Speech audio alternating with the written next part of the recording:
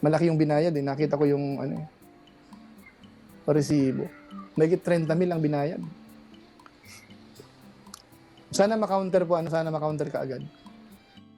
So, hi guys! Good afternoon! I'm back with another POV. So, ngayon guys, magbibigay lamang ako ng point of view dito sa usap-usapan ngayon na di umano merong willing magbayad ng 30K para lamang sirain ang YouTube channel ni Kalinga Pido. It's a big question mark actually. Pero syempre, bago ang lahat, don't forget to support and subscribe Kuya Val Santos Matubang, atid na vlog Kalinga Prab, at sa lahat ng Team Kalingap. Syempre guys, salamat sa support at pagmamahal nyo sa aming mga Kalingap reactors. So nakakalungkot naman na may mga ganito kadesperadong mga tao na gagawa sila ng ganitong kalakaran or willing silang gumastos just para mapagbagsak ng tuluyan si Kalinga Pido. Hello guys! Hindi kayo magdidesisyon, kundi yung mga taong sulit na sumusuporta kay Kalinga Pido. Okay, let's give a benefit of the doubt na mag-success nga kayo sa ginagawa nyo na yan. Sa tingin nyo ba hindi pwedeng gumawa ng sariling channel si Kalinga Pido ng bago? And then yung supporters niya na yun still andun, sumusuporta sa kanya. Susundan at susundan si Kalinga Pido no matter what. Pero nakakalungkot sa part na syempre yung channel na yan is hindi biro. Hindi biro yung hard work, hindi biro yung ginagawa ni Kalinga Pido dyan, hindi biro yung sakripisyo, 'di ba? Hindi biro ang pinagdadaanan dyan ni Kalinga Pido para magkaroon siya ng 400 mahigit subscribers ngayon, tapos sisirain lang ng mga taong to. Saan na yung utak ng mga taong to? Napaka-desperado na nga, 'di ba? So hawak di umano ni Kuya July ang resibo. Well, hindi naman siguro magsasalta si Kuya July ng mga bagay-bagay na katulad niyan kung hindi wala siyang katunayan, 'di ba? So, let's give a benefit of the doubt that this is true. So, paano bang paraan para di umano ay masira ang channel ni Kalinga Pido? Strike? I doubt it. Hindi nila may strike yun. Kasi wala namang ginagamit si Kalinga Pido na video galing sa mga taong to, 'di ba? Of course, sariling video niya ni Kalinga Pido. So, isipin natin, i-consider natin yung sinasabi nilang boosting. So, boosting.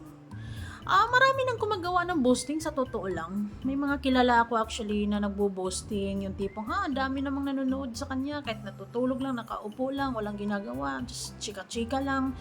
Pero nasa 3K mahigit yung live viewers, and then pagkatapos ng live, parang, bakit wala sa 500 yung ano? Kasi yung mga nandoon is mga robot lang yun, hindi talaga sila totoong tao. Imagine niyo yung mga live na ang dami-daming viewers na nakalagay doon, di umano.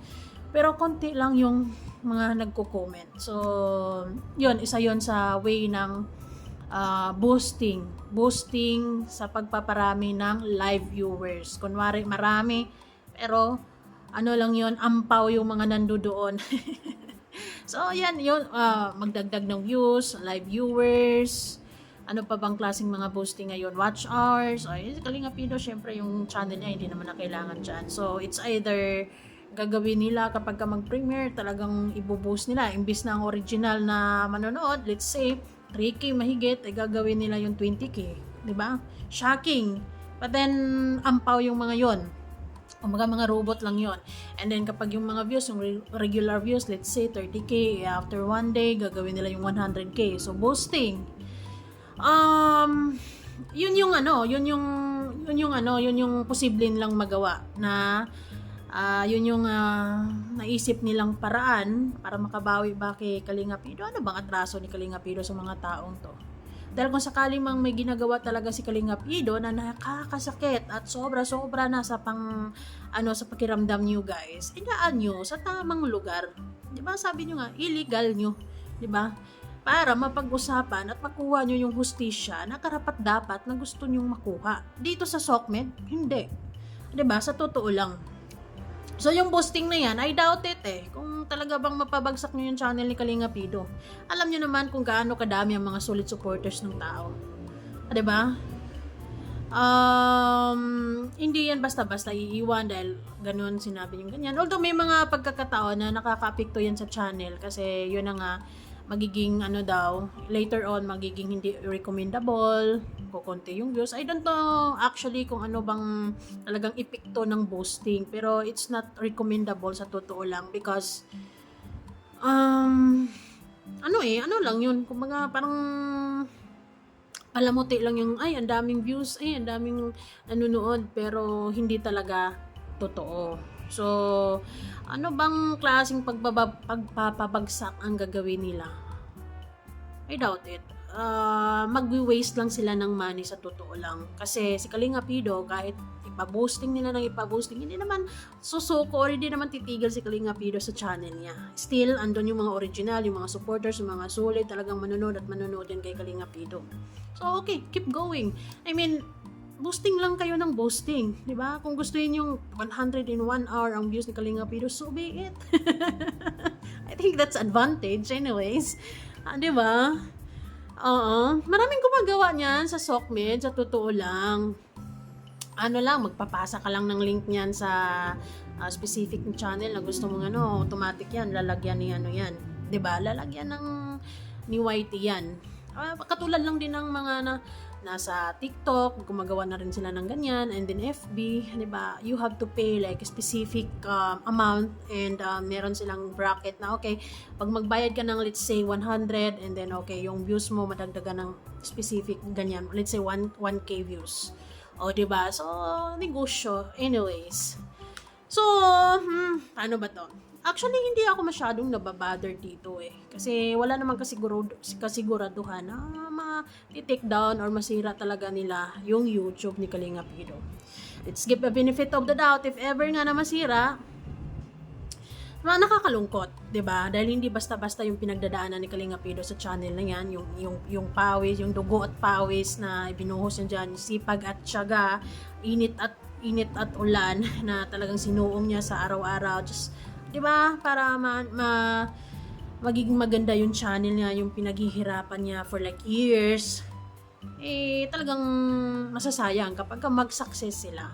Pero let's say, gagawa si Kalinga Pido ng bagong channel, magsisimula ulit, 'di ba? It takes years or months to gather another 400k subscribers, 'di ba?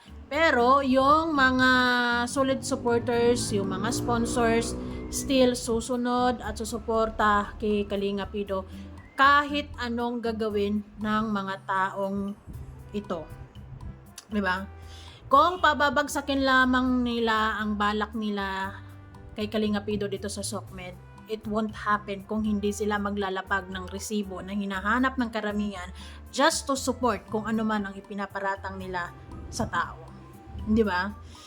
Kasi if it's all about mema, if it's mema lang na ganito, ganyan, wala yan. Yung mga mabababaw lang din ang maniniwala sa kanila because kahit nga sa korte, di ba, hindi porket sinabi mo, ayun na yun ay totoo. So you have to present the evidence just to make it sure na yun ang totoo. So, sa mga to, yung mga desperado, kung sino man yung nasa likod na yan, kung gusto nyo talaga makabawi sa tao, illegal nyo, idaan nyo sa legal. If may talagang ginawa si Kalinga Pido, he has to face the charges, he has to face the consequences. But then, of course, lalaban yung tao, di ba? Lalaban yun. And magkita-kita na lang sa bandang huli kung sino yung mananalo. So, makikita mo sa mga taong ito kung gaano sila kadesperado para mapabagsak yung tao. Hindi kayong yung magdesisyon.